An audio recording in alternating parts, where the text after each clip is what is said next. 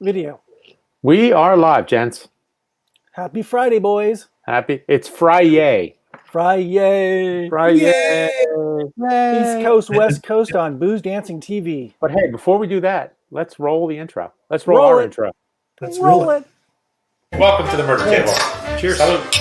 Oh, cheers. Oh, cheers. Salud. Sir, Cheers. Cheers. Cheers. Slange. A caipirinha. Like Martinelli, as you said, with a kick. We do a little swirl. Or Zat. Or zat. Appetizer? Appetizer. Appetizer. That makes me sad, but you know what makes me happy? Whiskey. Cacao. Cacao. Cacao. It's everything I thought it would be and less smelling. Hey. Never gets old, or It does it gets get old. old? That might get old. Who cares? That's who I'm cares. having a Let's laugh. Are smell you it. having a laugh? Well, I'm going to laugh. We got to have some whiskey, Cacao. but let's have a laugh first. All right. So where we left off, it is Friday. It's also Whiskey Day. Every day is whiskey day, my friend. Which is You're why damn I right it gay, because How we doing? Good day? We're doing all right. Good week? You know what? We're going to be better in a couple minutes. We are. So we got. We haven't been on this road show for a while, have we? It's been a couple weeks, hasn't it? Yeah, It's been a while. the booze dancing crowd is like clamoring. I know. I'm sure. They're clamoring. Where's my booze dancing TV? Is that what they're doing? It's a long thing that they say. It doesn't really fit well on a bumper. Is it sticker. like the old fan. "I want my MTV" thing? I Remember that? want my booze dancing TV. Exactly. just like that. So wait, Where's Unless Mark I'm Knopfler? copyrighted, in which case it's not like that at all. so Dire Straits is going to come out of retirement and they're going to Ladies sing and "I gentlemen, want my." Mark I want Knopfler, my-" come on Oh, in. Our awesome. first guest. Yes. Well, you know, Yes. we don't have Mark Knopfler, but we do have Koray Ozdemir. Is that how you say it? I believe so, yes. Okay, he is the brand ambassador for Paul John Whiskey. He's the West Coast guy, or is he national? Or He's the West Coast regional manager, I believe. the West Coast guy. So we got two West Coast West guys Coast. and two East Coast guys. Yeah, he's in my time zone. That's nice for So a it's change. like Biggie, Tupac, Dr. Dre, and who's another East Coast guy? Do we get Puff Daddy? Sure, you can have Puff Daddy. All right, we'll have Puff He Daddy. moved out here. Do but we I think want Puff Daddy? Sure, we we'll want trade you Puff two Daddy. Puff Daddies Sure. for... I'll take Puff over. I'll take Sean Puffy Combs over Jay-Z these days. There you go. Two That's what Puff those say. Daddies for one. What's the going rate on a Puff Daddy? I have no idea. I don't know. Whatever the Well- going rate is for Ciroc vodka. So Oh, anyway, that's so a we good got one. Paul John Whiskey, yet another world whiskey. This one's from Goa, India. That's right. Yep. And we have a really great guest. I've known Koray for a little bit, and the man knows his stuff. He's got a really great, interesting background, and he's going to talk Paul John and run us through some really fine whiskeys tonight. So should we bring him in? I think we Sure, should. David. Let's roll the intro first. Without further We ado, should. All right, I'm going to bring him in. I'm going to roll the intro. Ready? Ready?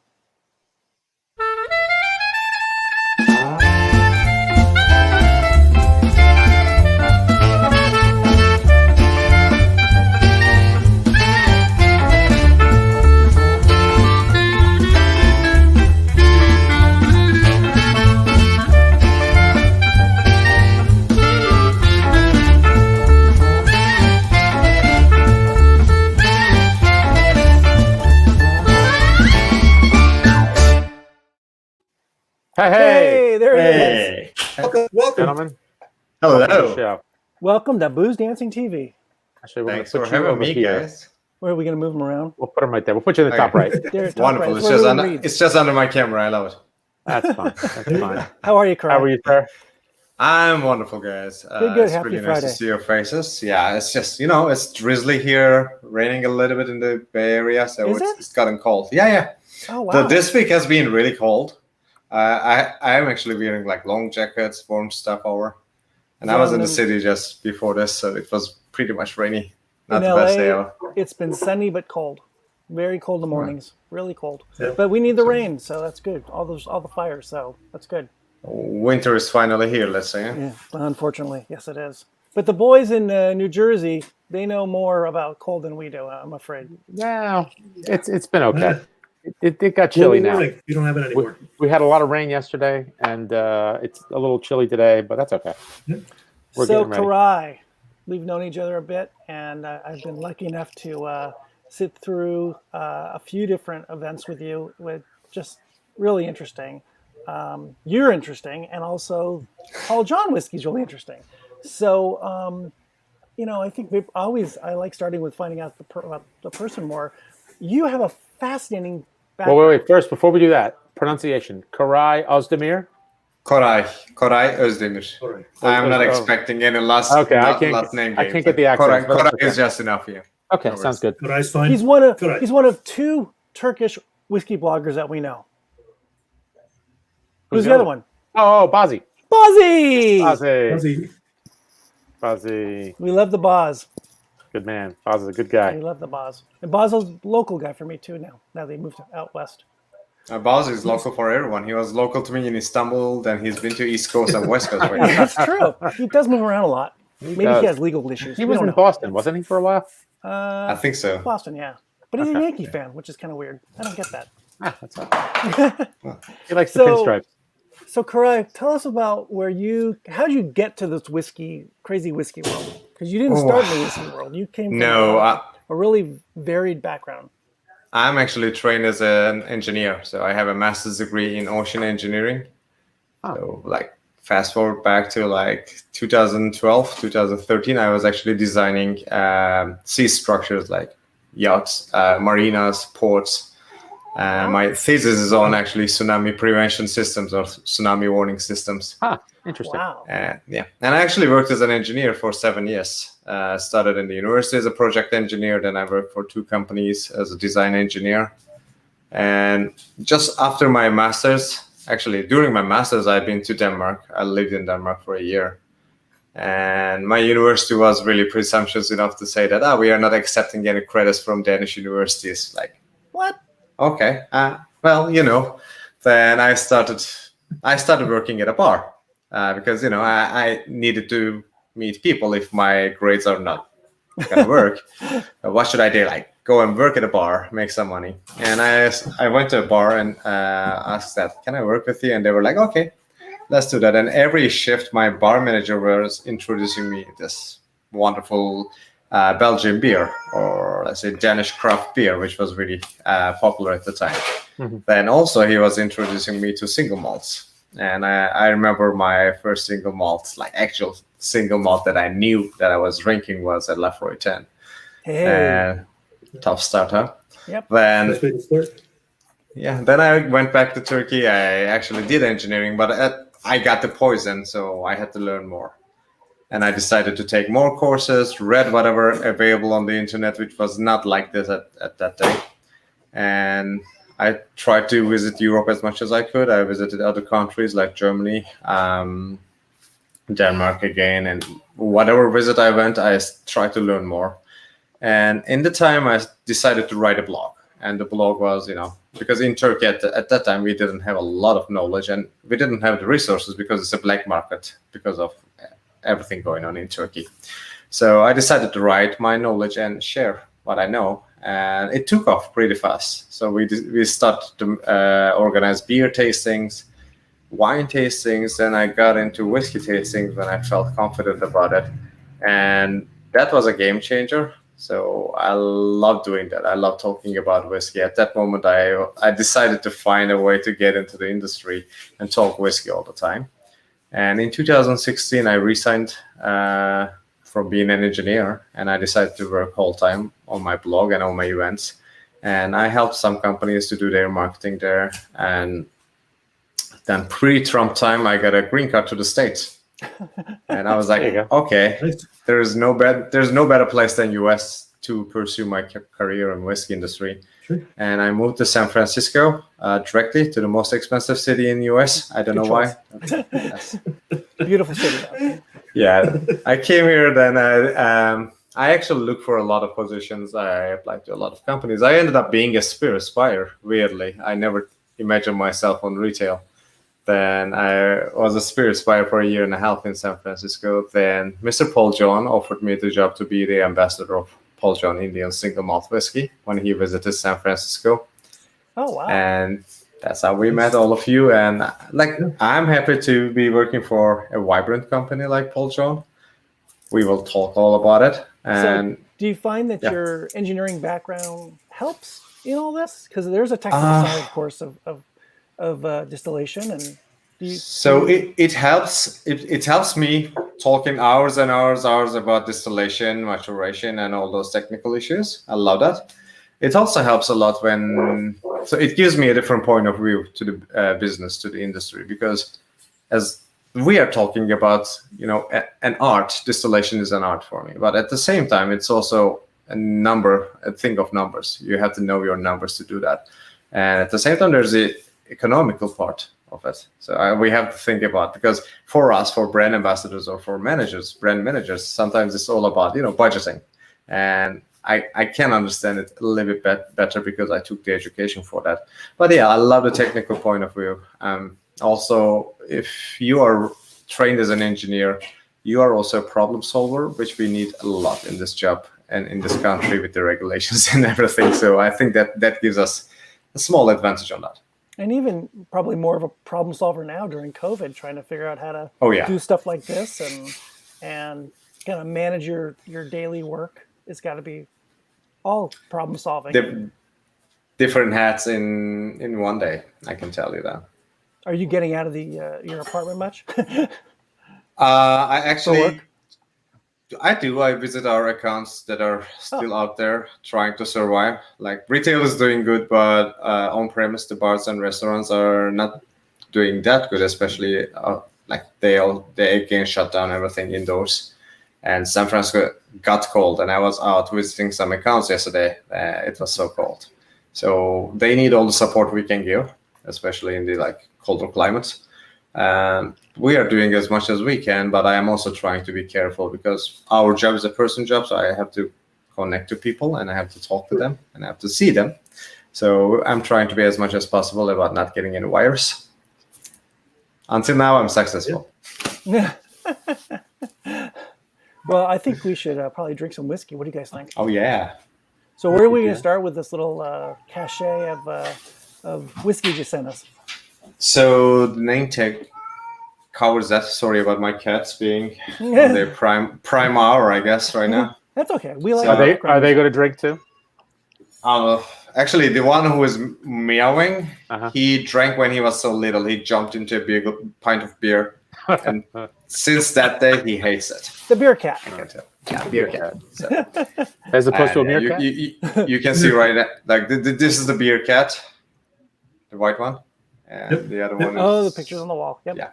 There you go. So, I sent you 4 samples. You did. And I tried to send you actually different ones because Paul John started in 2012, and until last year, we didn't have a lot of sherry influenced whiskeys. Like we didn't have Oloroso and Pedro Jiminez whiskeys. We had, but not a lot of them. So our portfolio, especially the core range, is all about bourbon barrel maturated whiskeys.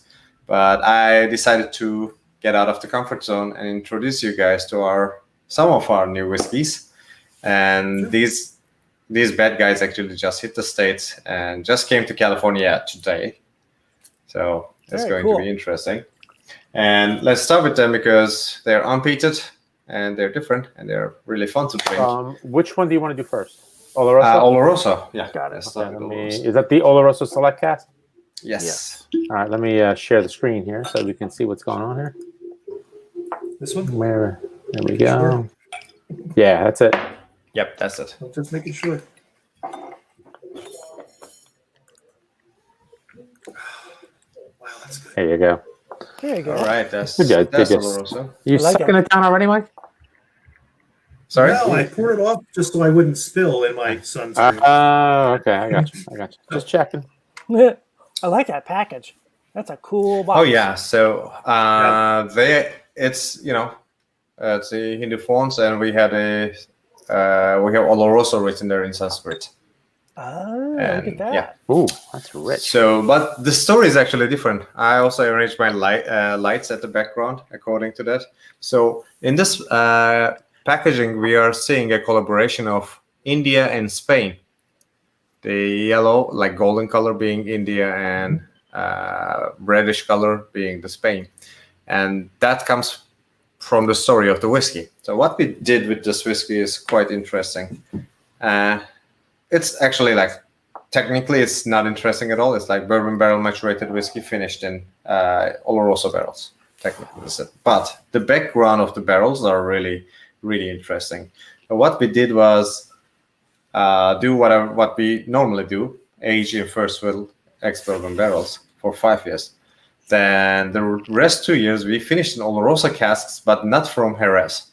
So normally when we have Oloroso sherries, we get them from Jerez and we use them. However, we decided to use a different barrel this time. And these barrels are coming from Andalusia, another region in Spain. So technically we can't call this sherry. So that's why I'm trying to stay away from the term sherry, because it has to be from Jerez. So since we got the casks from Andalusia, we cannot call them. But also there is a big pro for us. We cannot call them sherry, but our barrels are really old. So these barrels that we age the whiskey in, the Oloroso casks, are called the historical casks.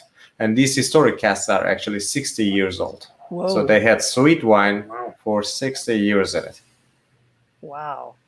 And that's why you're having a great color with a lot of wonderful flavors in the glass. Yeah. It's really beautiful. It's Let me show really you the color. Really really nice, dark. really nice fruits, cherries, raisins. Really nice. How old how long was it aged? So 5 years in bourbon casks, over 2 years in Pedro Oloroso casks. Oh, okay. It's nice. No, That brings us to another question left for later on, the aging and maturation in India. But is it all done in Goa? Is that where all the Everything barrels- is in Goa. So Okay, all the barrels are stored there, right? let's cheers and I will tell you the Cheers. story that's going to Sure. One question. So Sure. I know there's been issues about getting barrels from sherry barrels in general. Is it so when you get these barrels, you have to buy a lot of them? Are there a lot out there to get? Is it hard? Unfortunately, it's not easy, but I think Michael and the team made a second batch where we got a second party of barrels coming to India. So we are good for a while. Okay. Yeah. So the story begins back in 1992. The story begins back in 2012 for Paul John, but you have to go back to the parent company, John Distilleries. So Mr. Paul John has been producing whiskey and different spirits for all these years. Actually, we are producing one of the best-selling whiskeys of the world, which is called the Original Choice. Right. And I don't know if you're familiar with that, but India actually makes the best-selling whiskeys of the world. In top 4, it's all Indian whiskeys that we don't know of. We haven't heard them. And we are also making one of them. But technically, if we want to bring those whiskeys to the United States or Europe, we cannot call them whiskeys. We have to call them, rums, because they're grain spirits blended with molasses spirits. Technically, the best case, we can call them rum. However, Mr. Paul John is also a fan of high-quality single malt Scotch. And that's when he decided to make a single malt whiskey. But at that point, he also decided he wanted it to be Indian. Like, how can we make it as Indian as possible? That question brought out, okay, why don't we use Indian barley? Why don't we do all the process in India? Every possible material, ingredient that can be from India is selected, and that's how the production started. So we started the production in 2009, and we started the brand in 2012 in UK with a single cask. And everything was quite Indian because when you go into the process, you will see that we are using Indian barley that's harvested from northern India, Rajasthan. We are using local water from Goa. We are aging our whiskey in Goa, distilling our whiskey in Goa. We are bottling there, and we are sending everything from there to world. So it's not like any other Asian whiskeys that's using different barleys from Europe, or we are not importing any spirits in bulk. We are making everything on the premises. And the good part of it is there are only 2 things we have to import. One is being the barrels, of course, you can imagine. And second thing is the peat itself. So what normally happens in the world is if you don't have usable peat, you import peated barley from Europe, Scotland. And we didn't want to use that because we have a beautiful barley source in India, and our barley is making our whiskey really different. So we found the solution in importing the peat itself. So we are importing the peat earth to India, northern India. We are sending it to our agency that's malting the barley for us, and they're peat smoking the barley for us and sending everything to South India. So that's how the story goes. Is there a malting floor at the distillery? No, we don't have it. So we are working with an agency in northern India. We don't have the malting floor, but at the same time, the humidity levels are too different. And the relative humidity in Goa is 70 and 75%, which makes it harder for us to get the best of the barley. So, is the barley from various parts of barley is from the northern part of India, mostly from Rajasthan part. We are harvesting a barley which is called 6-row barley, and we are actually doing it in one season. So there is a golden harvest season starting from January 15th. That's the only time we are harvesting our barley. Then they malt our barley and send it to southern India. Wow. Oh yeah, you're seeing the story over there. Well, we are using 6-row barley, but we actually used 6-row barley in beer making before, but people already forgot about that. 6-row barley was used a lot in craft beers when it first started in the US, and with a lot of different spirits too. But 6-row barley is rich in proteins, has less carbohydrates compared to the traditional barley style that's used for Scotch whiskey or European style whiskies. And that gives us an advantage of different enzymes. So we have a lot of enzymes coming from the 6-row barley that helps a lot during the esterification period and aging period. And at the same time, it gives us this wonderful chewy, creamy profile in the palate with tropical fruits, which we all taste. In the core range especially, but today we will taste that, and plus we will see how the casks influence our whiskey. So this one's new to the States, correct? Mm-hmm. Large. This one's actually new to everywhere. So we just released this one in 2019 in Europe, and actually our original plan was to have these earlier in the year, around May. However, COVID happened, so Things happen, right? yeah, COVID a lot of happened. things happened. How old is the distillery? So distillery started in 2009 to Okay. produce. Yeah, the brand started in 2012, but the distillery started working in 2009.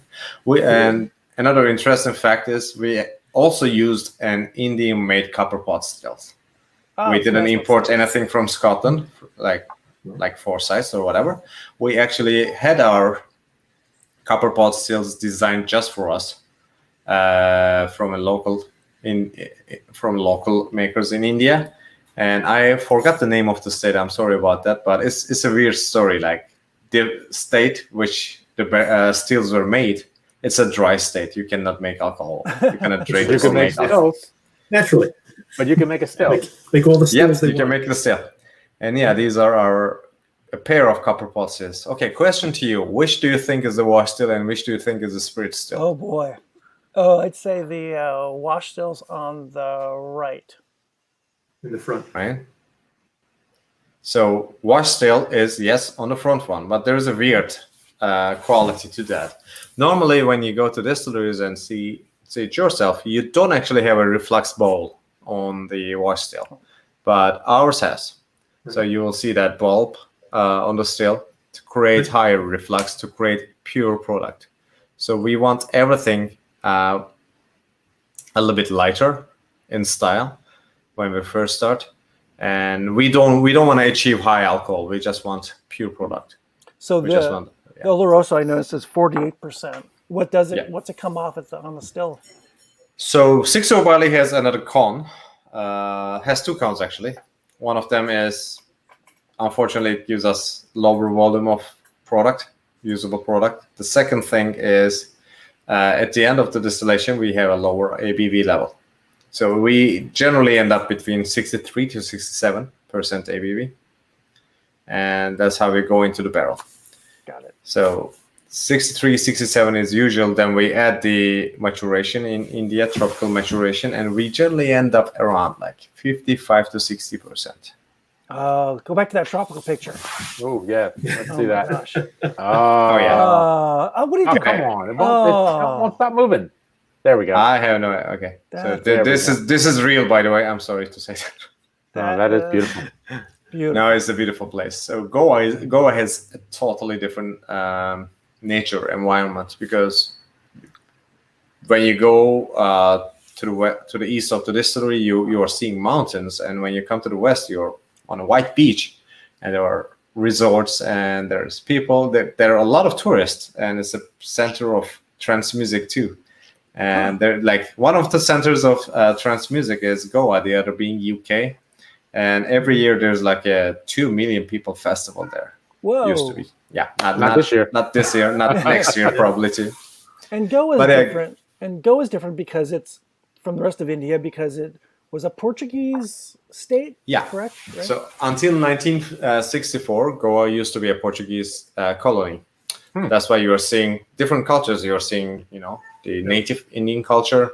You are seeing culture coming from Portuguese, a lot of it, because all the architecture is actually Portuguese. And then you are seeing British influence too, because British was there. And all those three coming together influence a lot of things, actually, some of the whiskeys that we're going to taste today, because Goa is also Catholic. And that's why they celebrate Christmas too. That explains I was wondering about the Christmas dram.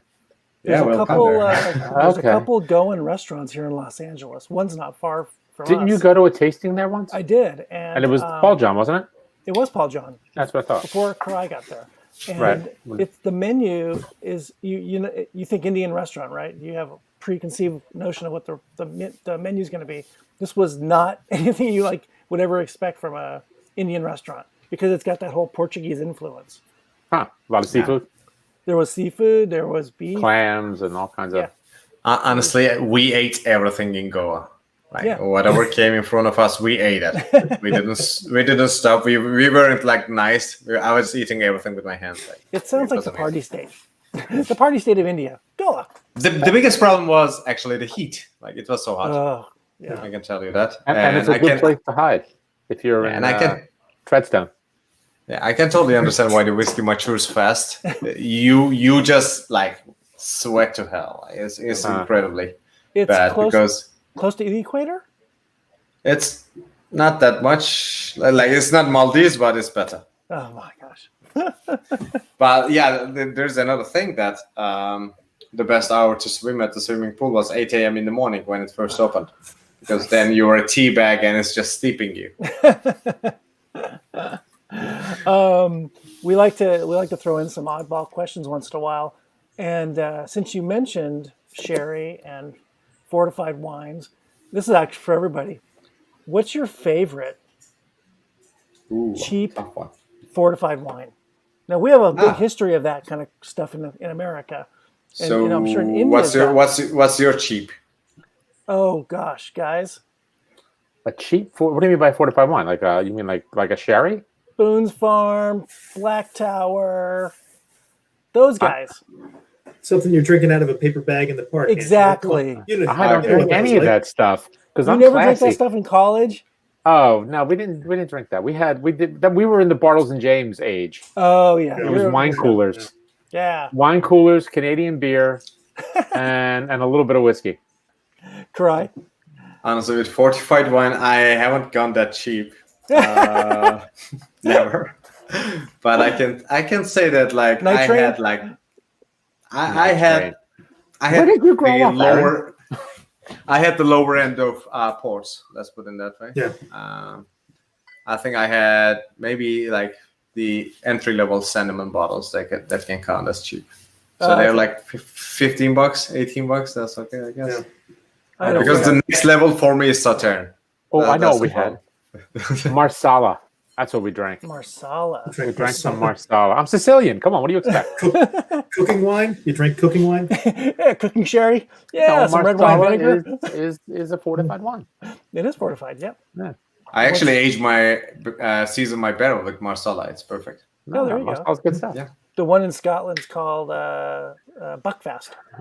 It's made at a monastery in England, and it is horrid. It's like cough syrup, and it's made in some monks make it or something, and it's one of those popular cheap whatever you'd call it, fortified wines, and you get it Really? like it. There, yeah, it's like I thought they just drank the grouse. no. This is way below the grouse. This is barely above ground. Oh God. All right, let's go on to our next one, the PX. All right. PX. So PX. Pedro Jiminez. Nice. So same thing. We use Pedro Jiminez Cask instead of Oloroso. Though there's a small difference. So Oloroso was a hogshead. It's a reconstructed hogshead barrel from a butt. But with Pedro Jiminez, we just kept the Pedro Jiminez butt. So it's a bigger barrel. It's more than double the size of Oloroso. It's a little bit more intense. Pedro Jiminez is kind of argued to be, giving you a lot of walnuts, chocolate, leather. Our one has a little bit more nutty profile, if you ask me. Definitely leather. Oh, that's delicious smelling. I like the Wow. PX. Well, Hey, Aaron, our Yes, dear sir. friend Julie chimed in. Oh, what does Julie know? I'm assuming I don't know if she's talking about Buckfast or us. She's talking Buck. I hope so. I Probably hope both. it's Buckfast. We're in the Buckfast family, actually. Hi, Julie.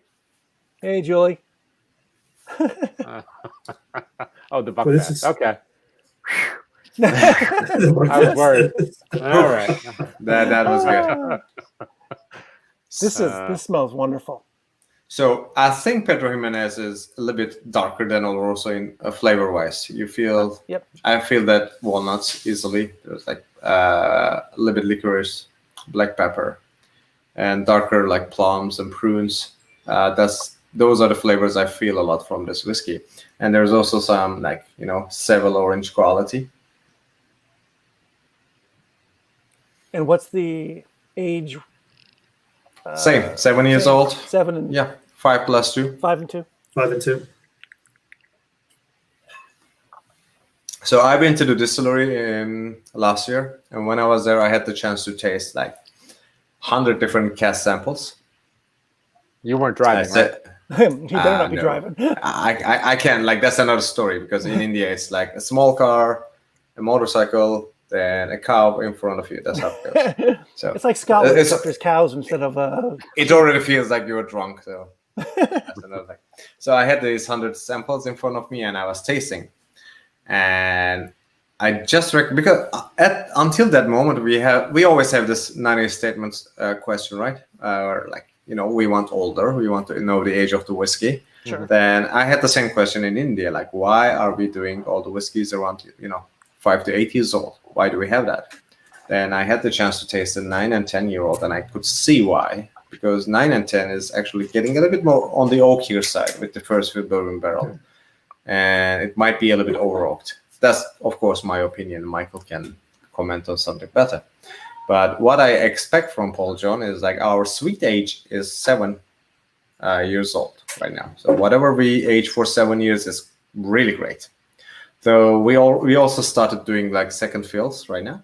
So Nirvana, our entry-level whiskey, is a hybrid of second and third fill barrels, which is a great one. But that also shows us we can age our whiskey maybe for more years with the second fill. So after maybe a few more years, we can have a different older whiskey. So yeah, this is the Pedro Jiminez. It says all the nose taste, but it's all up to you. What did you I also say? have my reviews. Yeah. What did you say the angel share was? So angel share in India is 8 to 10. In Goa, is 8 to 10% in average. Yeah. We start with almost 14% in the first year. Then we go to 8 to 10%. So it's a lot. Yeah. So you're probably not going to get first fill stuff that's really old there ever. We can get it, but there's no use to it if you ask me, like, of course. Yeah. But I think second fill will do it. Also, like we are talking about 2 years of Pedro Jiminez or Oloroso aging with this whiskey. So it's not long. Normally, 2 years is okay, for aging. But for finishing, 2 years is in Goa is incredibly long because of the aging, because of the maturation process, the barrels itself, and it gives a lot of quality, a lot of character into the whiskey that we are drinking right now. It noses much more refined. It smells older. It seems like it's been in sherry for a long period of time. It's been the PX or the Oloroso cask for a much longer period of time. That's why we don't have any age statement on the barrels, by the way, on the bottles, on the boxes. But we always tell the ages while I'm talking, while I'm writing about it. There is no problem with that. We just want to show you that we are doing a high quality whiskey with an age statement on it. That's very good. Had you tried Paul John, any of the whiskeys before you went to work for them? Oh yeah, I have a tough story about it. Uh-oh. So, 2014, I was back in Turkey. I was living in Turkey, and we had this whiskey club that we just formed, and whiskeys were coming all over. And we had this World Whiskey, Asian Whiskeys Day. Sorry, we had and unlucky part is we also tasted it next to Yoichi 10 and Yoichi 15. So that's like another thing. That's too And much. Paul John peated, I think the bottle just behind you, Aaron. Yeah. Yep, that's the 55% one. So yeah, in 2014, we tasted the Paul John peated for the first time. So if you think about it, the product was like best case, the product is made in 2009 and is 5 years old. Yep. And right now we are talking that's 8 years old for the same whiskey. So whiskey was significantly younger. And when I took a look at my tasting note, it was like, this is really harsh. It has a lot of, how can I say, a lot of flavors that I didn't expect. A lot of flavors kind of like, I felt a lot of earthy notes, peaty notes, and the young peat quality that you feel like a little bit chemical. So I felt that, like I wrote that this is going to be a good whiskey, but there are a lot of harsh and off flavors that I couldn't see myself getting from this whiskey. But after years, when I tasted the whiskey again before starting the job, when I moved to California, I was like, okay, I could see what happened. But at that time period, from 2009 to 2016, we only had, same whiskeys in the core range. We started doing the Christmas edition in 2018. We had Cognac coming out in 2017, and we had an Oloroso bottle in 2017 too. So until 2017, we only had the same bottles, and they kept on developing. And that's what's good about Paul John. We will talk about them in Christmas editions, but Paul John also uses their whiskeys as an experimentation base. Interesting. I was at Whisky Live, one of the whiskey festivals here in Los Angeles. I would say about 4 years ago, maybe 5 years ago. And I actually was walking it with Bozzy, and Paul John had a booth, and we didn't know much about them. And we tried whatever the core range at the time was. And I remember us talking how we walked away thinking, this is really interesting, because we got the story that this is a very young company, and these are very young whiskeys. But we walked away thinking, they don't taste too young, though, because they age faster, of course. Yeah. So Yeah, this will be the interesting rapid in a aging. few years. Yeah, we were kind of we were really excited about this thing that we didn't really know much about. So rapid aging is quite good. If you ask me, like, there are beautiful companies doing wonderful whiskeys with rapid aging right now. Whiskey made in Israel right now is coming pretty strong. And Milk and honey. Yeah, We Milk and honey. fed some milk and honey. Yeah. we like those guys. Yep. I have the bottles, like they're really solid. And there are also other distilleries, like who can argue about Kavalan with the rapid aging? Right. That's perfect. And Or I think it's Balcones, just or Balcones in Texas. It became a style, and which is nice for the distilleries because they can make products in the short term, and it's good for their financings too. And at the same time, they can also see how the customers react to their whiskeys in a shorter amount of time and change it if necessary. It's a good point. Yep. Yeah. That's how I felt with Balcones, honestly, because Balcones started in a different way, and they changed it a little bit. Yep. And now with the single malts, they are achieving something different which is nice. And same for us. Like we are also seeing our results in short term, and we can implement different point of views to our whiskeys. And Michael is really good at doing that. Do you guys is there a rum available that's going to be available? You make rum there for As Paul John, no. no. But we have other brands that we make. Rum, we have brandies, whiskeys, and vodkas. Yeah. Gin? Not yet. Soon. Gin for the world, like for the States, or just? I don't know if it's gonna come to the States yet, but for India, for sure. But we have actually, I can show you the photo. We have brandy coming to the States under the name Paul John. Do you guys do a lot of single cast stuff, or probably not much? We actually do. So we started US program this year, and there are 2 single casks which we agreed upon as of now. And one is coming to East Coast and one is coming to West Coast. So West Coast being Southern California Whiskey Club. Yay! All right. We have an unpeated barrel coming there, and East Coast we have Drummers Club. We have a peated barrel coming there. Great. Early in 2021, but there are more on the way. Did each club help pick those? So we have a different system. We want the clubs or the buyers to select whatever they want. So what we do is we ask them, like, what do you want? How a single cask you want? Like, do you want unpeated or peated? Do you have an age restriction in your mind? And they tell us what they want. Let's say we want a second fill peated whiskey at 6 years old. If we have that one available, our master distiller, Michael, just selects some casks and send the samples to us, and we taste them all together. Got it. Or we just give a big range to Michael, and Michael says, okay, these are the casks. I believe they are ready to go. And he selects and sends them. The best thing about our single cask program is our turnout time has to be like 3 months, because the whiskey ages fast. It'll change, yeah. So it will change. So whatever sample we have to decide in 3 months. And you have less we of it. Less bottles. Yes, and yeah, it's okay. 3 months is okay with that, but the taste really changes. I tried it. It's so different, and I actually had to turn down 2 offers for the single cask just because they had older samples. It's not available anymore. Yes, not Too much. Drink them if you got them. Yeah. I like the. Well, 3 months is like another year and a half of aging. Right. Outside. Yeah. Yes. So, Pretty much. so sure, that changes everything. Changes the whole profile.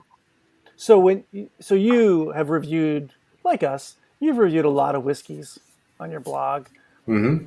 Try to step away from your job for a moment. Sure. How old would you guess that these were if you didn't know? The PX and Oloroso? Yeah.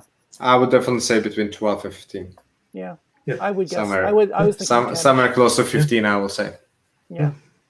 Yeah. It's really interesting because if you don't know, I have the same thoughts with some of the other hot climate brands as well. If you don't know, you think they're a lot older.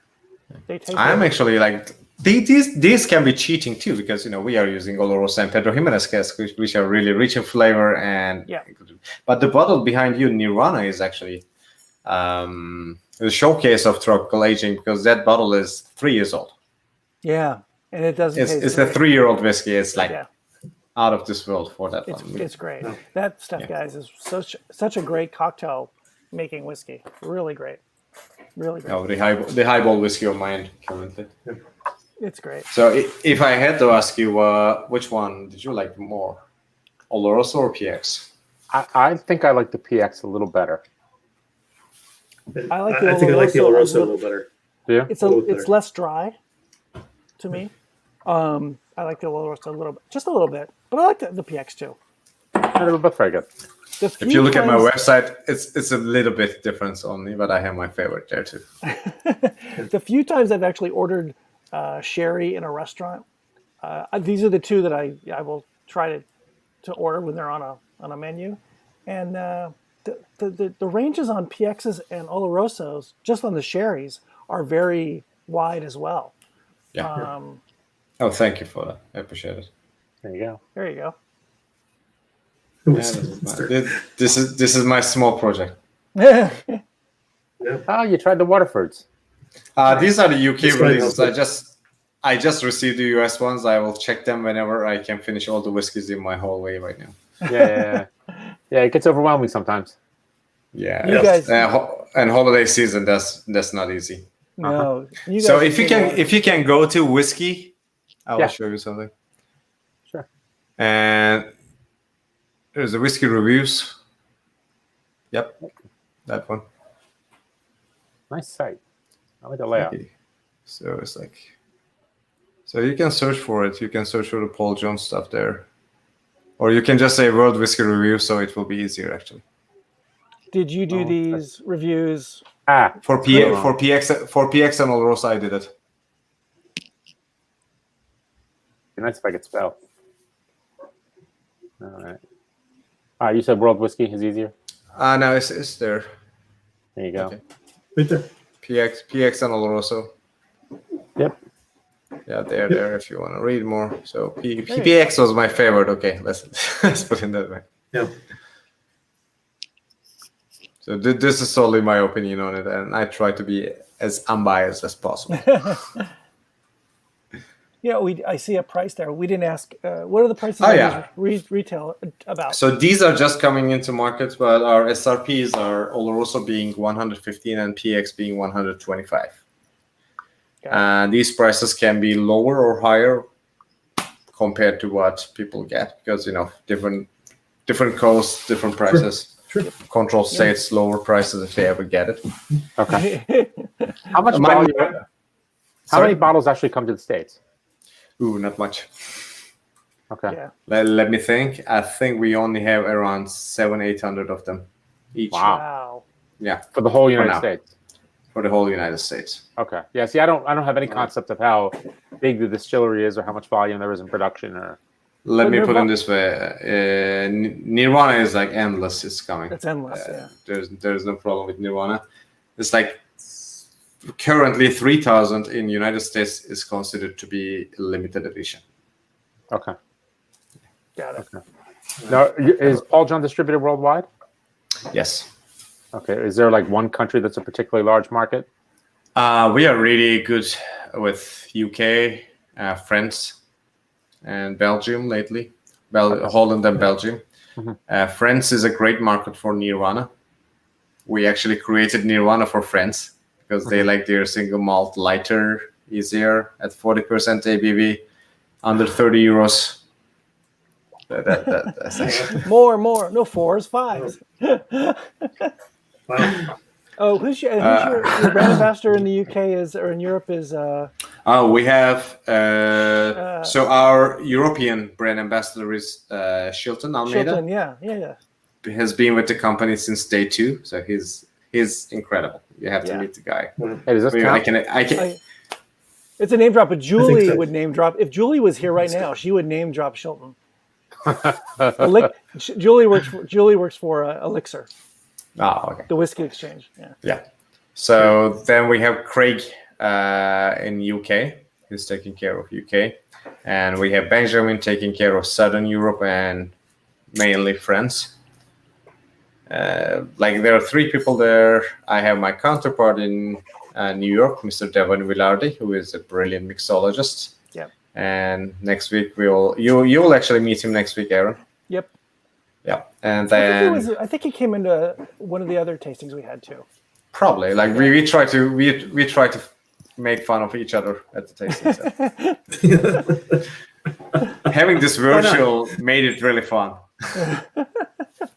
This Now is it's like great. we are having this tasting next week. First, he mentioned the time wrong to his part of world, and then I told the date wrong, and we are like, okay, we are a good couple. We are a wonderful couple. No one will be there. Oh, that's funny. I'm gonna change the whiskeys now. We're gonna go to the Christmas stuff, right? We're doing 19 or 20. Yes. What do you want to do first? We're gonna do 19, I think. 19 right? first. Okay. 19 first. Okay, let's do 19. It No, doesn't matter I that think much. you said 20 because It doesn't matter that much. We can start with 19 and see what's happening. Yeah, let's see. Before we go on, I want to ask a good question for the group here. You ready? You ready? Yeah, please. Okay. So we've all been stuck in our homes here. Now, Koray, I don't know if you know this, but we started a podcast, a month ago or two, right? Yeah. Nice. And it's, what's it called, Ange? What we watch when we drink. Yep. So what we do is we talk television, and we drink while we're talking about television, and we're all stuck at home. We love TV, and we binge stuff endlessly because we're all stuck at home. So what are you binging? What are you watching? Ooh, tough question. Yeah, We nice watch a to- lot of things. You got a nice TV behind you. Yeah, thank you. We watch a lot of things, and so 3 days a week we watch Turkish series with my wife. And Turkish series is not like the series in the United States, guys. It goes for 2.5 hours. Oh my Wow. God!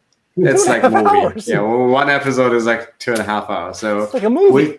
what we do is like we just finish working out, prepare the dinner, and then we click start it. Oh, wonderful. What's that? Okay, I remember saying this. I will read that. So we just click play and it goes through the night. So that's one thing. But when it comes to American series or movies, we actually love to see different stuff.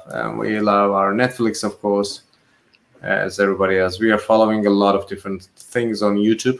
And I sometimes get lost watching jazz concerts because I used to be a musician too.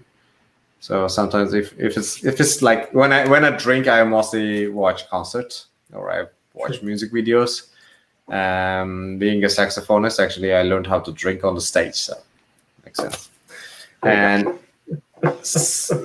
if we have quite nice time at the end of the night, if we're in the mood, we are definitely doing like classical movies. Last year, especially in the Christmas time, because we had nothing to do. There's simply nothing to do. So we go back to those series, like let's say Godfather. We watch 3 of them back to back. Or let's say we watch the classics every year. Okay. We find So- 1 or 2 and watch it. So if I asked you if you're good with a knife, you would understand what we're talking about. He is Because the you're a Turk. he is a Turk. He is the Turk. Yeah. That's right. So how do you get Turkish TV? YouTube. Really wonderful. Ah, YouTube. Got it. Worst There case you go, scenario, Aaron. I used to watch it through IPTV, especially Turkish soccer. But now I don't. Turkish soccer sucks. Currently. What was that? IPTV? IPTV. Yeah, What is IPTV. that? So it's not legal, honestly, if Oh, I have okay. to put it that way. Yeah, Okay. that's funny. Well, Aaron, that answers your question from the other night. How do you watch international shows? YouTube. Yeah, I never thought about YouTube being the place Maybe to you go can for get, the international stuff. But not Canada, everything's. You can't. Not everything's on YouTube, right? No, it can't Well, be because there's rights. Turkish and all stuff that. are generally on YouTube. Oh wow, that's interesting. Yeah. Never. Because still there's a lot of national televisions. It's not like US. It's not pay-per-view or you don't need subscription that much. Yeah. And there are subscription channels, but they're not a lot, and they don't actually create a lot of things. In the last years, there are like a couple of new websites that are streaming movies, like Netflix, with the subscription model. But I can help you if you want to find them on the internet. It's really easy, guys. It's 4 words. It's 4 words. Oh, sorry, Okay. 4 letters. You just enter 4 letters after the name of the movie or series, and you find it. Well, what are the 4 letters? IZLE. So whatever you want to watch, yeah, Got it. that's actually watching Turkish, and you'll see. Got it. All right, we're going to the Christmas edition. Which Christmas one do we 2019? say? 19? Let's start with the 19. So Christmas edition is interesting because we had one more Christmas edition that we don't have in the market right now, which was the Christmas edition 2018. So this is When we did this have start? Is 18 the first year? 18 was the first. So Yeah. we have 3 of them. So we started with bourbon barrel maturated whiskey plus Oloroso finish for the first year. And that was pretty old one. I think that was like a 7 year of bourbon barrel maturation plus a 1.5 years in Oloroso. So every Christmas edition is mildly peated, just to let you know. So there's going to be peat at all times. Then in 2019, we did bourbon barrel plus Pedro Jiminez, just like we did in Pedro Jiminez Select Cask. The same thing. The biggest difference is Pete. peat. Then this year we changed the game a little bit too. So this year is the first time that we used 3 different barrels in making a whiskey. And this time we used virgin oak, ex-bourbon barrels, and Oloroso casks. That's So- a 20. That's a 2020. That's a 2020. Got it. But we are talking about bourbon barrel plus Pedro Jiminez for 2019, and with a hint of peat. So the story of Christmas edition is a little bit different. So what we did was we tried using Oloroso casks in 2018. Then that brought us this guy. Ah, Then we tried Pedro Jiminez in 2019, which brought us this guy. So Christmas editions are also like an experimenting base for us. We can see what customers think about our whiskey. And if it's in our plans, we can see that. And if the appreciation is good, we go ahead and create another whiskey, which is also happening with 2020 right now. oh, interesting. Yeah, So- this is 2020 is totally different than 2019. Oh, of course. That's When you say So- hint of peat, what's the peat level on it? Is there a number? hint means like 5 to 10 for us. Fine. Got it. A whiff of smoke. But you know, it's all before distillation. It changed during the distillation and maturation period. Oh, the 19 is just so good. 19 is my fireplace whiskey. Like Yeah. sit down next to the fireplace, read your book, smoke your cigar, do whatever. Yeah, I have a cigar. That's what I'm thinking. It's a cigar bowl. That's nice. Oh, you'll have a cigar with anything, please. An empty glass, actually. It tastes hotter than Why? 46%. Yeah. Yeah. So It's spicy. all of these whiskeys, what we had today, the first 2 were 48, and the 48. Christmas editions are 46, and they taste a little bit hotter than Yeah. they are. That's very nice. But what we want to achieve with these whiskeys are creating that wonderful Christmas feeling, and That's that nice. being like bacon spices, a little bit smoky, and dried fruits, Christmas cake, lots of those. Oh, that's nice. Yeah, it's delicious. Little dry on the finish. Yeah, I would agree. But you, Wow. you get all that. I call Christmas 19 as like a European Christmas for me. That's how I felt back in Europe. Wow. That's great. So the 19s are gone. They're The 18s are gone. We 18s still are have a gone. little bit of 19 available, which is lovely because they came late, so yeah. we are using that advantage. So there are still some in the States, a Yes. few places. Gosh, that's good. This is Yeah. Mike's wheelhouse. I bet you Mike loves this. That's very good. It's okay. It's okay. Snob. I want more. This is perfect for me. It checks all the boxes. We'll actually have some good bundles coming in this Black Friday. Ooh, fun. Yeah. So is the Christmas That's edition good. going to be an ongoing expression? Yes, Christmas edition is going to be ongoing. It's not easy, honestly, because you're bringing a whiskey from India and with a year statement on it. Yeah. It's really hard because, Yeah. And you said You- there was an interesting connection with the Christmas and Goa, right? Because Oh, of yeah. many cultures and The- religions. the main religion is Catholicism. So mostly everyone is Catholic, and that's why they are naming their children with different names. So the chairman of the company is Mr. Paul John. I was wondering about that. I couldn't. Yeah. I couldn't quite figure it out. I was like, what? But now it all makes sense. Yeah. So there are a lot of even American names out there, or Portuguese names like Shilton, Almeida. Almeida Right. is totally Portuguese. Yeah. We have a lot of those names. Interesting thing is, so those with Portuguese background are actually they also have the European passport. It's a different country, but the religion, maybe the main religion being Catholicism there is like bringing this wonderful culture of the local culture, blended it with Christianity, and bringing us the Christmas edition. So that's a wonderful thing. It sounds weird, but yeah, I'm happy to have it. The bottle, the cans are just beautiful. That's really the cool. bottles. The canisters. You can Let see me show and this. Koray's Kaan. They're just really and the actual miniature size of the real bottle. It's They're just great. everything. Oh yeah, our They're awesome. minis are incredible, the minis are awesome. Yeah. and they're not for sale, unfortunately. So this is the 2019 with the green. 2018 was white, by the way. Yep. Okay. And this one is 2020. Big Really really pretty. nice. Really well done. Yeah. And- 28. By the way, 2018. If you ever find it, a white canister, Paul John, buy it because we didn't create a lot, and those were sold out, and it's sold out. I even don't have one for myself.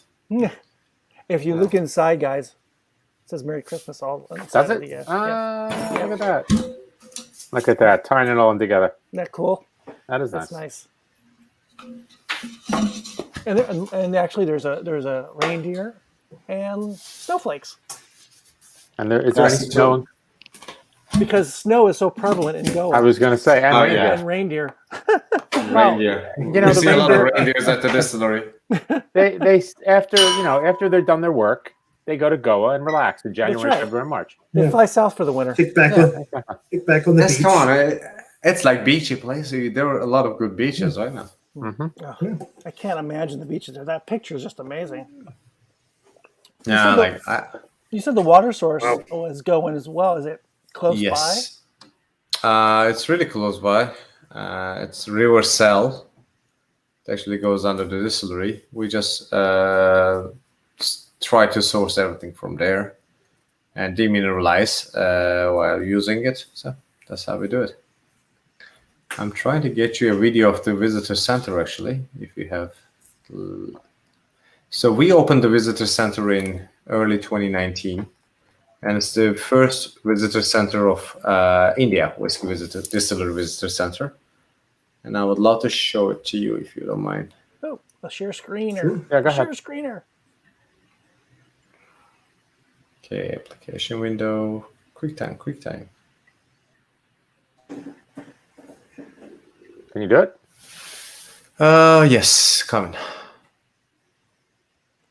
One of You the good? first Zoom tastings I did was with. Oh, I have to add it to the stream. Hold on. You have to add it, yeah. Yeah. And I have to start it. Okay, I'm there you go. starting it. Oh, there you go. There you go. Did you add audio or no? Or there's no audio. I'm taking the audio off. Okay. So this is the entrance of the visitor center. We have two lovely elephants there that It's we the always India play. part, right? Oh, that's Yeah. beautiful. And we have that huge fan. This is amazing, guys. You have to feel that the place. So this After is the walking in entrance. The heat. It's Yeah. good. Probably good. Feels good. So since we had our yearly conference at the time, there's a lot of unused stuff there. Don't mind about that. Right now, this is like a distillery shop. This part, we have our marketing materials, a lot of different stuffs. Hopefully, we'll have soon more swags in US.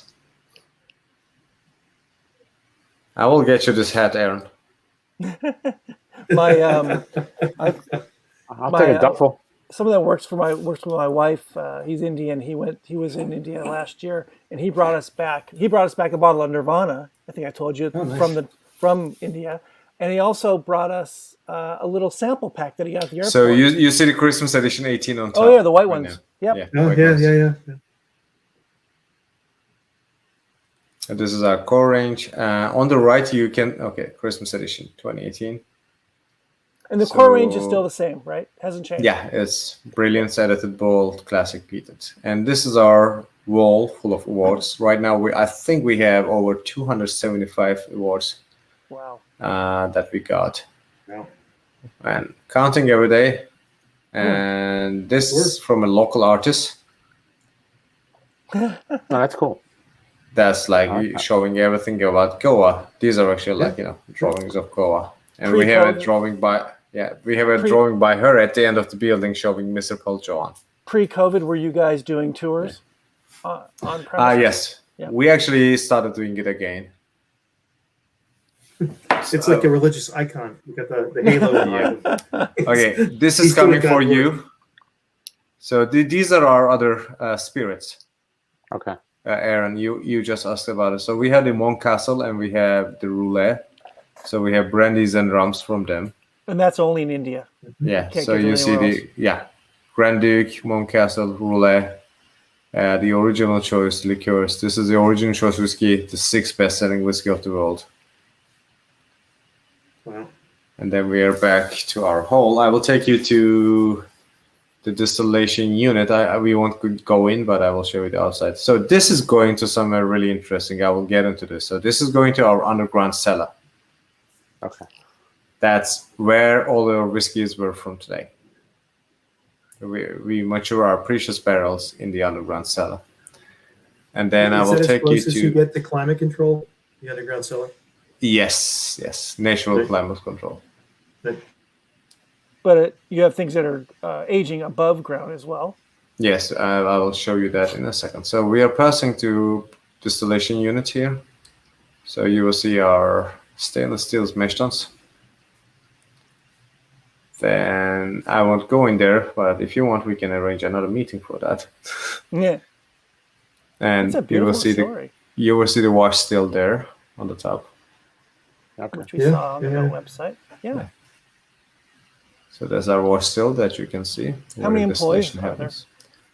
At the site, so this red building was our over the ground level warehouse. At the distillery, I think we have around 50 people working, doing everything, bottling and stuff. In total, I think we have around 300 people working for the brand. And yeah, this is like the whole tour. I will also show you Shilton. He's over there. You will just see the guy. We know Shilton from Twitter. He's everywhere. He's everywhere. He's crazy. So this Shilton and Craig, our UK guys. Shilton on the left, of course, and Craig on the right. he's become crazy. Yep.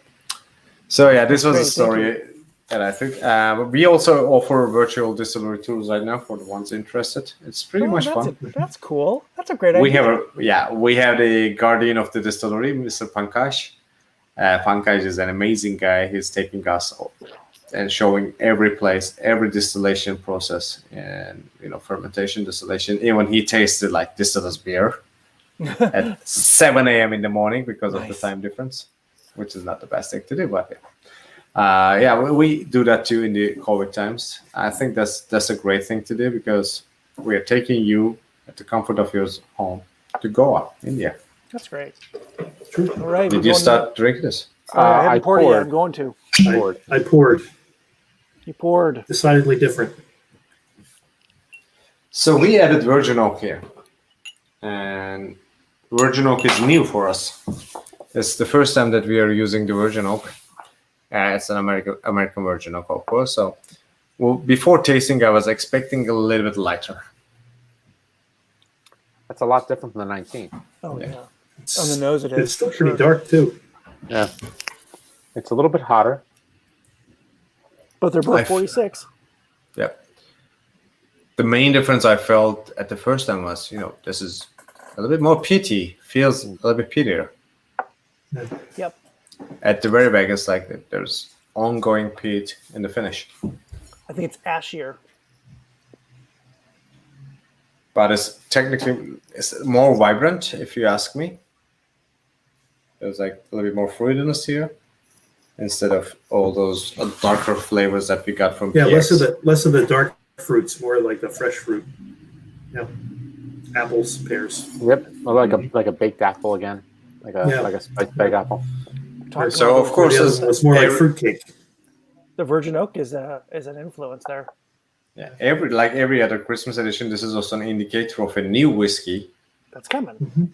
which is actually coming, which we weren't planning to bring it, but then a whiskey writer selected us as the third finest whiskey of the world. So everybody is like, okay, where's that whiskey? And it's coming. It's coming. Okay. So it's like Mithuna, our new whiskey, is coming in 2021. It's aged for some period in ex-bourbon barrels and finished in virgin oak, But not And- peated. not peated. Right, like It's and unpeated whiskey, yeah. that'll be a core range. Yeah, it's a limited edition. It's not going to be a core range. Got it. Yeah. Oh, like the So other two. it's Mithuna is the second bottle in our Zodiac series. The first bottle was a bottle called Kanya, and Kanya is sold out right now. And the second bottle is the Mithuna. So Kanya meant Virgo in Zodiac signs, and like Indian counterpart of Virgo. And go to the Mithuna- website. There's That's what I'm doing. a section on there. It's I'm working on on it. whiskeys. My God, you're Myth- pushy. And Mithuna is the Indian counterpart of Gemini. Yeah, this is the render. That's a pretty. I like the color of the thing. Unfortunately, we changing. I think we are just done with the bottling, so that's fine. Did you want to see Kanya also? There you go. Oh yeah, Oh, that's cool. yeah. So Kanya was the first bottle in the Zodiac series. The second one is going to be Mithuna.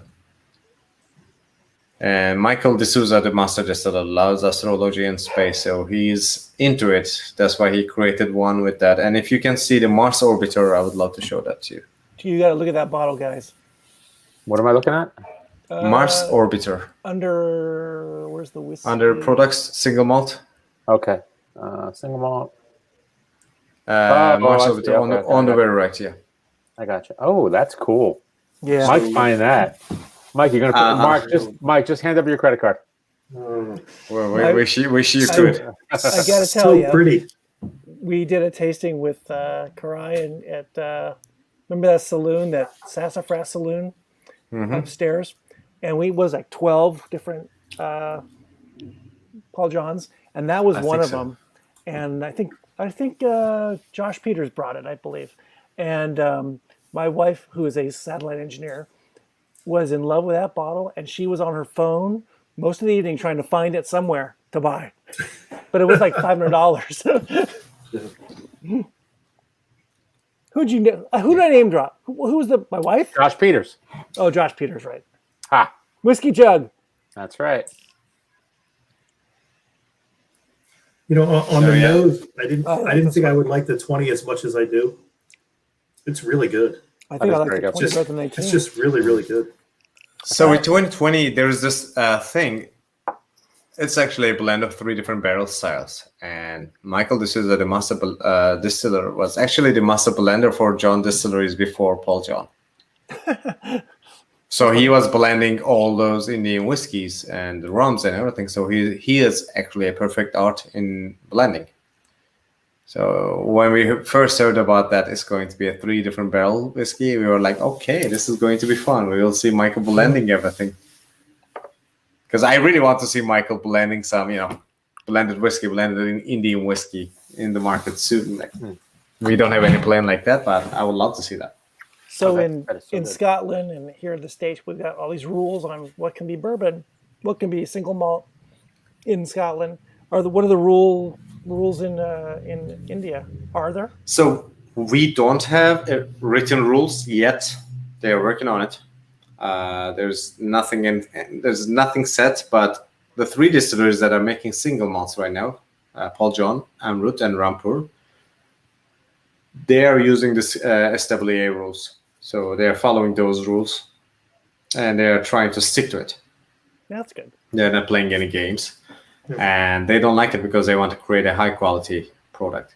And that also led the government agencies to work on some projects right now, maybe to put some regulations on it. It looks like they're going to follow the SWA regulations, which is good news because even in Japan they don't follow anything yet. No, they don't. Yeah. Wild West. But let's talk in general. Single malt in India has to be made in India, distilled, aged, and bottled in India. That's the general rule right now. But if you go to blended whiskeys, that's like an open state. Whatever you want. Whatever you want, you can do that. Have you guys Like- experimented, or I'm assuming you're experimenting with other kinds of casks, like rum casks and different kinds of wine casks? Oh, yeah. Or, So what I know that's been happening right now, we are experimenting with Portuguese wine barrels, Port Madeira, Tony. And I know that Michael is working on rum casks. And I know that, I heard that, not know that for sure. I didn't confirm it, but he might be working on Mizunara. Ooh, that's Okay. hard Yeah. to get. Yep. Nice. And it's a tough barrel too. Like a what do you call it? First fill or just I don't know the new I don't know the Mizunara barrels. details. Yeah. I have no idea about the details. Huh. Then, like, what I know that we are doing is, we are always experimenting because we also have different warehouse styles, so we can play along with it. Because over the ground level warehouses, that makes us lose a lot of alcohol. Under the ground level, we have a natural climate control, so that we can put our precious barrel there and try it. So all those barrels, like the PX, Oloroso, Tony, Port, whatever, they're all there, aging, and we keep them for a while. So all the select cask range are coming from there. So classic, peated, now PX and Oloroso. They are made with the whiskeys from the underground cellar. Same with Christmas edition, first fill bourbon barrels and PX and Oloroso, and virgin oak, of course. Have they experimented with any kind of highly peated malt? No, our peat level is going up to 35 ppm. That's all for now. We didn't do anything like that. But we are coming out with a great brandy. Actually, I can show that to you. Let me find a photo real quick. And coming to the States. And it's in the States. We just didn't release it yet. Yeah.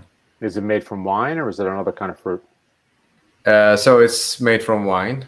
So it's grapes. Good. I mean, I'm sorry, that's what I meant to say. Grapes. Yeah.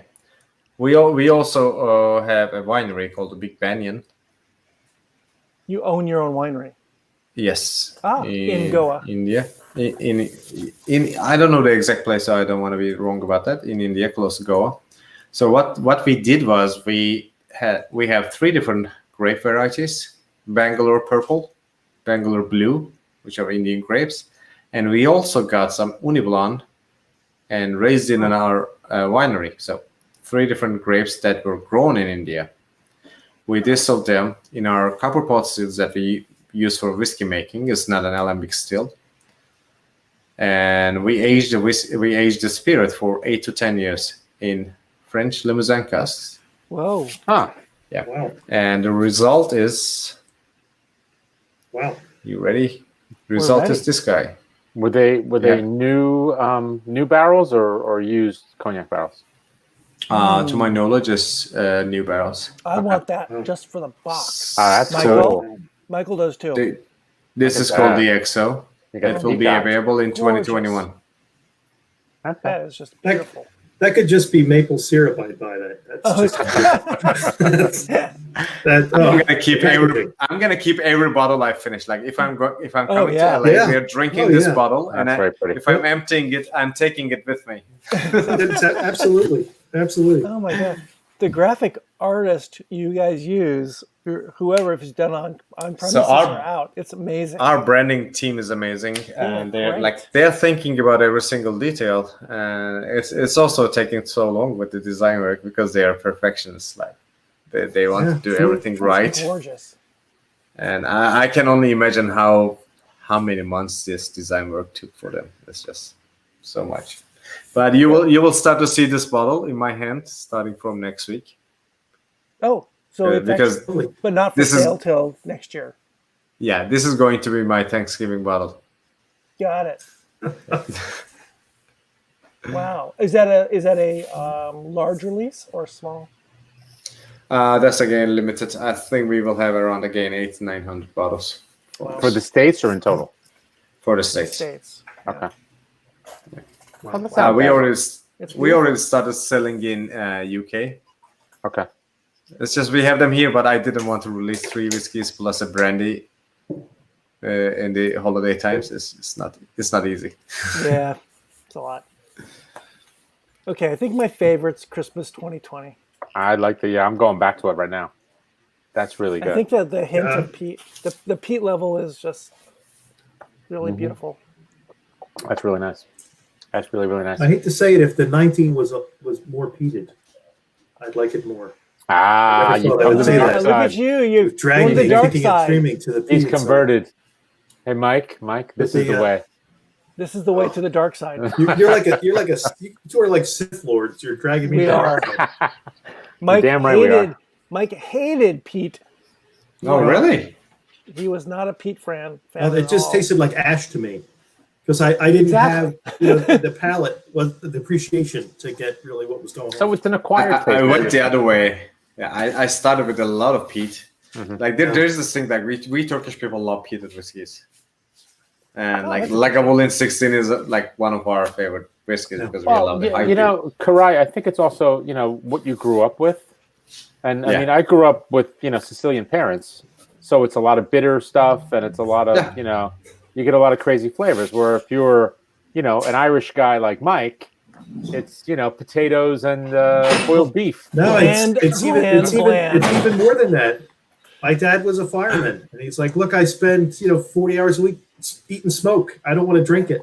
Yeah, There was yeah, nothing makes sense. peated, nothing heavily, Jameson. none of that. It was all soft, flavored stuff. Because Yeah. I got to get it out of my lungs. I can't put any more in.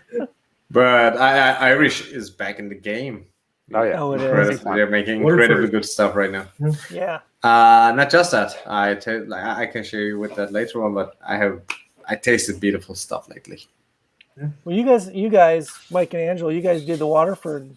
That was really good. Yeah. That was really, really good. We're not expecting anything less from Mark. And that also, What was that? I'm not sure.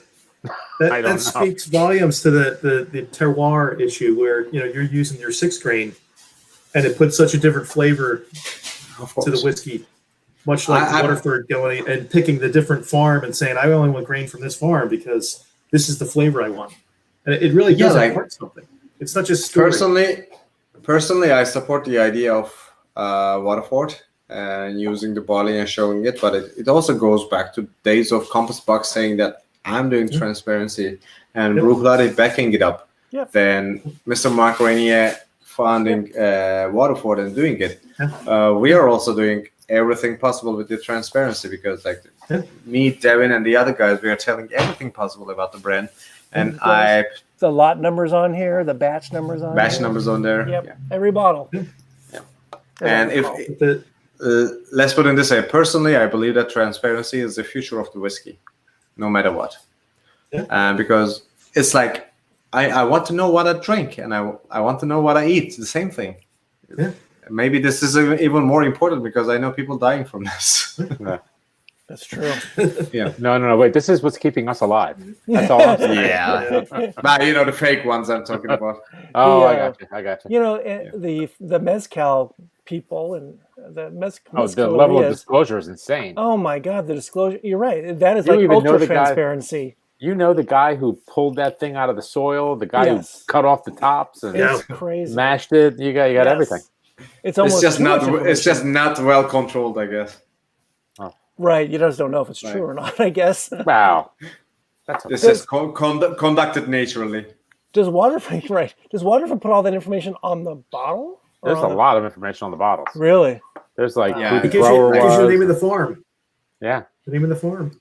Yeah, the farm too. Yeah, yeah. How many days it was in the barrel? I mean, they get down to the day. Oh my Actually, God. no. There's one thing that I was astonished with. Like they recorded the sounds of the field, barley field, Oh my that's funny. God. and put it on the website. And It's they, so funny. Here's a And harvester the- running. they took the photo of the soil. They cut the soil and they took the photo of it. They put it on and they put the soil test, like the structure, pH, and everything. And as like you understand that point that you're an engineer. Oh, I was like, what's the pH? Let me take a look in this report. That is so funny. Oh my gosh, that's crazy. That's great. I think this is gonna save the whiskey world, and like any other thing. Because why do you like the French wine so good? Because they're protected under some strict rules, Yeah. and you know what's happening over there. Same with a lot of good spirits in the world, but that takes time. With whiskey too, that's gonna take time because there are giant companies who are doing a lot of marketing works. Like I was so sad to find one of my favorite bottles ever, and lately. I just looked into it. I just got deep, and I saw Hey, that it's not coming from the distillers. It actually writes on the bottle. Not to go off brand, but can I just share this one thing I just found on the Waterford site? Of course. This is crazy stuff. They've got the Harvest 2020 review, where they're talking about like the protein in the grain and all my this crazy God. stuff. The level of detail. I mean, if you go to this, I mean, look at this. You know, they've got all the different barley elements. You get down to, you got pretty photos, of course, different barley varieties. Then they break it down to the yields are down, everything. It's just crazy. So I think that's really great for the very, very, very, the 1% of the 1% of whiskey drinkers That Of care. course. that Right. care. Maybe less. Maybe less. But you know, we always say that this is a niche within a niche. Whiskey's a niche within a niche. Yep. And within that niche, there's sub niches, and there's folks that just want to know all that information. And it's great that there's companies that are willing to do that. And you know, we've had the issues here in the States with companies who are far less transparent. In fact, they lie about their product and where it comes from. And it's nice and to whether see they actually made it themselves or bottled. whether they made imported themselves, from whether someone. it's made in Iowa or whether it's made in Indiana. Indiana. Yeah. That's right. And it's really great to see there. Do you feel it's changing? Yeah, it is. Oh, yeah. Yes. Because I just tasted a blended malt whiskey from a new independent bottler in the States, and they too gave me all the information, every barrel, every age, everything. Who was it? you don't Lost Lantern. Where's that? They're new. It's on the first page of my website. Yeah, I saw it on your Yeah. blog, but where No, are it's they just from? on the thing. I saw it up there last night. Yeah. So whether it's changing going towards what Mark is doing in Ireland, no, it's never going to be that here in the States. No one's going to do that. Of course. I don't think even large distilleries in Kentucky are not going to do that. But I think it's easier to do it here. Yeah, but the honesty is getting better. I think people are scared to be honest, in a lot of ways. They don't want to give up any trade secrets or competitive advantage. But I think in general, there's been so much hatred, ire for the companies that have kind of lied to us over the years. Yeah. That's going away. Although Steve Uri, Skew, who posts stuff from the TTB, he's pretty he scrutinizes that stuff. And there's still labels coming out that are a little bit, there was one he posted last week of some company, and it says a big number 10 on the label, right? 10. But in fine print, it's a 2-year-old whiskey. The 10 had nothing to do with the age. Was this on his Twitter feed? Yeah. I don't remember the name of it. We just call it old. We call it old number 10, but it's not Old 10. number 10, and it looks like It's old number it's a 10. 10-year-old whiskey. I just remember that Japanese whiskey with the 40 on it, with the Yeah. big 40, Right? and it's actually the ABV. Yeah. That's the kind of stuff that, unfortunately, the TB is a very small organization. They don't know what they're doing. It's very tough for them to kind of go through every label and nail every little detail out, unfortunately. And stuff like that gets by them.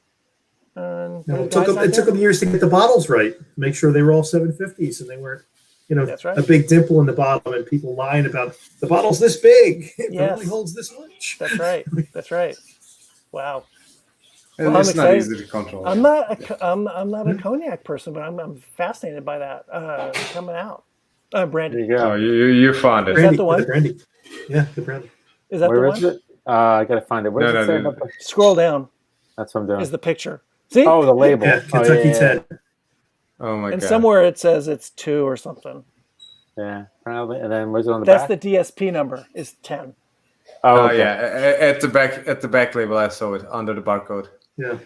Yeah. Isn't that That's funny? fantastic. That is fantastic. So on the Yeah, shelf, and- you're grabbing a 10 because it says 10. That's Yeah. funny. That is so weird. That's funny. Um, That's So you guys have really expanded into the U.S. It's just amazing. Like I said, when I saw you guys for the first time with Bozzy at a show, it was just this little booth. Nobody knew who they were, and now Paul John's a thing. It's getting bigger. Now we have partnered up with Sazerac. Okay. Yeah. Are they the still- importer or? We are still independently owned, but Sazerac has 43% of shares within.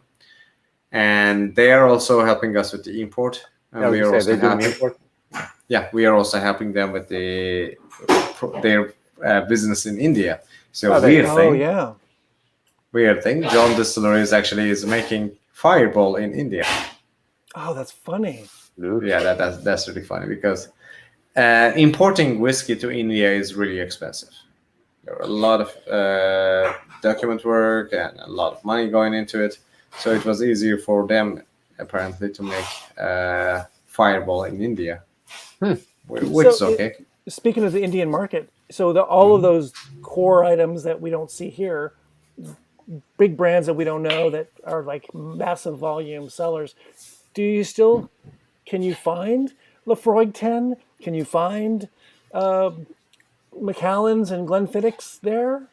I know that there is a lot of Johnny Walker. I know that there's like Dewars, Glenfiddich going on there, and Shields Pernod is doing pretty good over there. Well, but it's expensive. It's really utterly expensive. Right? That's why there are those best-selling whiskeys which are actually $7-8. Oh. Right. Those whiskeys are $7-8, and with the population being like 1.3 billion, people are buying it. Sure. However, people are also getting to the side of Indian single malt whiskey because it's their national companies and they're doing it. But there are also some different things in India, like you cannot have whiskeys with the ABV more than 50 in some states. Oh, yeah. Yeah, and one of them being Mumbai. So we are actually in the process of giving a single cask to Mumbai, but we have to dilute it down if we are sending it to Mumbai. Wow. Right. So many rules. It's a different country. It's a big country. That's something we don't actually understand from here. Goa being the smallest state where our distillery is, but India is a huge country with a lot of different rules, with different cultures.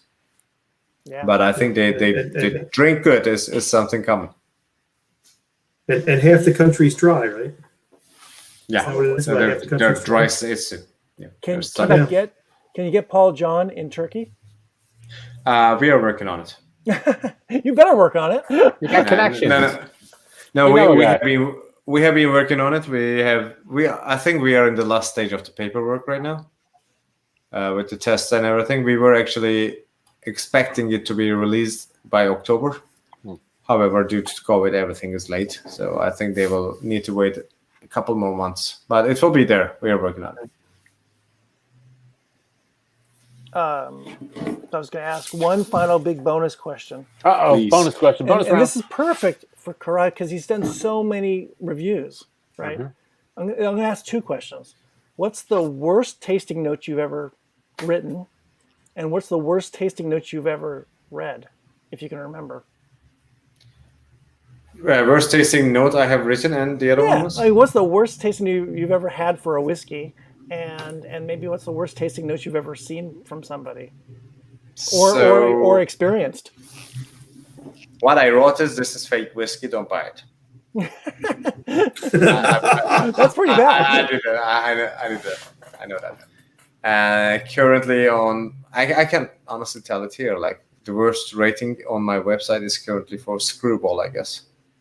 Oh, that peanut butter stuff. Yeah. What is that? It's not. You never seen that? Oh, man. I'm thinking I don't want to. No, it's like spelled SKREW ball, and it's like peanut butter whiskey flavored or something. Really? Yeah, Flavored, but it's not made from peanuts or anything. Yeah, I think so. It's distilled peanuts? I don't know. It's very It's very, very popular. Really? Yes. The worst rating I gave was 36 to that. And 36. yeah, but it's a spirit, so I have to be it's a spirit. There's a product, so I have to take a look at that. I think the worst thing I Sure. have tried in my life is called whiskey, like similar to whiskey, is called Mekong. It's from Taiwan, I guess. Oh, Thai whiskey. Yeah, I think we may have had the. Oh no, I'm sorry. We had Thailand whiskey, wasn't that, Mike? Thailand whiskey. Yeah, that's it. Kaan whiskey. Yeah, that's what we had. That was pretty bad. It's so bad. It's like the worst thing I have ever had. Yeah. And like one whiskey club in Istanbul, they were bringing that bottle to every meeting, and they were trying to make the newbies taste it, and everybody was like, "Why are you doing that?" Like, it's worse. Ouch. It's worse. It's Just worse to be than mean. anything I We're tasted. just trying to be mean. Have Yeah. you had the Loch Dew? I had it. Yeah, It's bad. that's pretty It's bad. gross. Yeah. It's bad. I can say it's bad. Yeah. Like you don't have. You I, don't have. I think that gets such a buildup about how bad it is that when you try it, it's not that bad. It's bad, but it doesn't seem that bad. Yeah, I It think I was doesn't. expecting It it to doesn't be a live lot up to the worse. reputation. Let's put it that Yeah. way. Yeah. Yeah, I you're was- like, oh, I was expected expecting worse. I would die if I drank it, and you didn't, so it was okay. I think what surprised me most about that was the color. yeah, It was so dark. That was. Yeah. What is this? Is this coffee? Is this Goldschlager? it's What is varnish. You're Or- drinking varnish. this? Jägermeister? What is this? It's so weird. It's like I Jaeger, actually- yeah. I actually tasted a lot of bad young bourbons after moving here. That was pretty bad. Well, the craft side of stuff, you're going to see that. That's the stuff that gets released 2 years in one day or something, and it's Yeah. it's really Out of, You know, out of the sometimes first they don't fill. even need to do that. no, it's like battery acid or something. Yeah, it's pretty bad. Yeah, there's a lot of that. But yeah, like- unfortunately. I think booze-wise, when it comes to whiskey, when it's imported to a country, if it's an import, I think they are particularly good. Yeah. There's not a bad. I don't see a lot of bad whiskeys. But when it comes to wine and beer, like, oh my, that's too bad. Well, Sometimes these it guys- just. These guys review a lot of beers. Yep. And I don't Yeah, drink we get beer, all but that. I can imagine because there's so many craft beer companies. There are there's gotta be thousands. a lot. There's got to be a lot of bad craft beer out there too. Yeah, I used to drink a lot of beers, but this year I somehow quit it. And I'm only drinking the stuff I know that they are really, really good. Well, you're in a good spot though for beer. Oh yeah, I'm in a good spot. You're in a. I mean, also Aaron is too, but you're especially in one. Russian River and 21st Amendment and Anchor and who else is up there? A lot of people. I'm in the middle of everything. Like I have a lot of breweries. Yeah, here. between But- breweries, distilleries, and wineries, you're set. Yeah. Yeah, I'm all set, but I also work in the industry, so I have to be careful about my Right. health. And actually, during COVID, I worked on that. So I used to be like double this size. Congratulations on that. I saw your post about that. Yeah. So I envy your I tried to drink whiskey only because it's my job. Yeah, sure. So how have you Get liked, calories from there. how have you liked all this? We've talked a lot now over the last 6 months, 8 months on Zoom and things. How do you like all this? You think it's part of the future? I used to do this actually because I'm living in a different country, so I used to do it with friends, and we were drinking over Zoom anyway. We were doing it, but I see it's a big part of the future now. First of all, let's be straight. It's not fun for us, brand ambassadors. We love to be with you in person. We love to talk to you. It's more fun, but at the same time, this is easy in Less current travel. conditions. Less travel. We can send the samples to you, and we can set a time easily. We can manage to bring different parts of countries together. Sure. Like we have East and West, Sure. we can do it at once. Yep. And when we go to an event, we don't know if people are going to show up, if there's going to be any problem. If it's in Los Angeles, is there going to be a traffic? How much longer I have to wait for that? Yep. So that's another thing. But the whiskey community wants to get together. Like I want to see you guys in person. That's how I like it. However, I think that we will be using this a lot and a lot and a lot because in the COVID, I just made like at least 20 videos talking to people on the internet and sometimes doing projects for the brand too. So this is going to be there. I think we will develop it. Like right now I'm sitting in front of a almost a live studio. Like I have my camera here, microphone here, the light there, and it's like Yep. the home is almost a broadcast studio right now. Yep. And we will have to play our A game, and this will be fun. But the first opportunity I will have to see you guys, or maybe come to LA and see the SoCal Whiskey Club or whatever, I will take it. I miss you so much. Well, we miss going to festivals. That's how we met. The three of us. We met in New York at Whiskey Jubilee. Right? Well, I've been talking to you for about 6 to 9 months on Twitter too, though. Right. But then we finally met at the Whiskey Festival. And then we were going to whiskey festivals. And I went to whiskey festivals here and all over. And it's, 99% of the stuff is about the people. Oh, yeah, absolutely.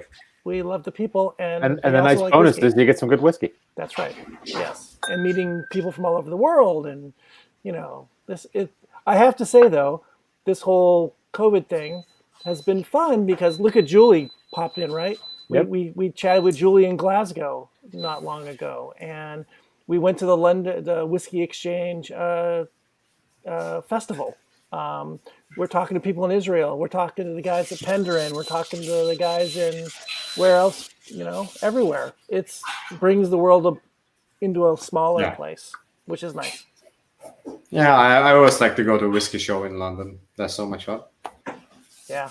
This year I had friends in my plans, but didn't happen. Well, it was fun online. Well, this year a lot didn't happen, so don't feel too bad. No. We're Well, all in the same hopefully boat. next year changes. We'll see. Hopefully, knock on wood, we're all going to be leaving our houses for more than 5 minutes. Save the this- whiskey travel this- budget for next year. Honestly, this has just been an opportunity for us smaller brands too, because we can actually reach you and we can do a wonderful event. Like next week, the event that we're gonna do is going to be like almost 100 people Zoom call. Wow. Yeah, I don't know how I'm gonna manage doing that, but yeah. But you're talking to your computer. It's not like it's an audience of 100. There's just you in front of your computer. Yeah, it's just It'll be fun. the chat screen is a problem in Zoom. Like, Oh, how many yeah. people are commenting, Yeah. it's really hard to follow there. So I had been to a few of these things and on these back in the early part of COVID, and they were a Zoom conversation. It was nice, nothing fancy. And then I went to one of Koray's, and he does this online poll or on-screen poll. I think I was on that too. I think you were. nice. That was I'm good. like, That what was is really that? I had no idea that was a thing. Oh my God. It just kind of, wow, who knew there was more to this than just, a bunch of little boxes on my screen with people's faces. Then everybody learned about it, And then everyone's learned about virtual it. tours. And then sharing your screen. You can do a video? How do you do that? Yeah, we look at us. Yeah. We started doing this. I know. We started It's doing perfect. podcasts. We're learning. I'm actually going to make a live stream soon, just for Good. a Whiskey Monster thing, and it will be fun. Like, we'll talk again about this, guys. I have to learn a lot from you. Yeah. It's just, Definitely. I could just perfect all my equipment here, so that's looking good. Well, I can show my bottles with all quality and stuff. So. there you go. That's right. There you go. Well, we've kept you a long time here. We can't thank you I'm enough sorry. for spending a little time with us talking Paul John. This has just been really interesting and fun. Thank you for And having really me. good whiskey. Sir, thank you. Thank you for sending the samples. Thank Yes, you. You're thanks. It was welcome. great. I can't wait to get a Cheers. bottle of the. Hopefully, I can get a bottle of the 2020. I really like that one. That's really you know where you're gonna get that. Worst case scenario, I will tell you. I know a guy. I know a Coming guy. Wednesday. Yeah, you know a guy. But yeah, like Paul John, thanks you a lot. Our exposure on the internet with people like you, because I wanted to be on your show for a long time. I didn't say Oh, I was a secret fan. And this has been so much fun for me. And luckily we had wonderful booze, and your samples are just safe, because that's the thing I'm most concerned about Yeah. right now. Yes. Well, In you're fact, welcome back anytime. I got samples from Michael today, and don't tell him this. One was leaking. Ooh, That was the first time I've ever had that happen. because hold on. I had broken stuff. Yeah. Oh, Wait, hold on. Michael Reese, Southern California Whiskey Club. Oh, wait, that's number 3. I messed up. I'm up to I 3. hit the wrong button. Hang on. Oops. Wait. Ding. There you go. Yeah. You got 3. That's low for That's really that's low for for you. It is low, yeah. That's really Yeah. low. We got to like 752 one time. We I just did sat not there today. naming names. The Vegas line's always 8. Thanks, Koray. Thank you very much, guys. This All was right. a pleasure. We will And talk. whenever- Really nice. Thank you so Okay. much. Cheers. Sure. Thank you, sir. Cheers. Don't go anywhere, Koray. Stick around. Oh, you want to stick around? Okay.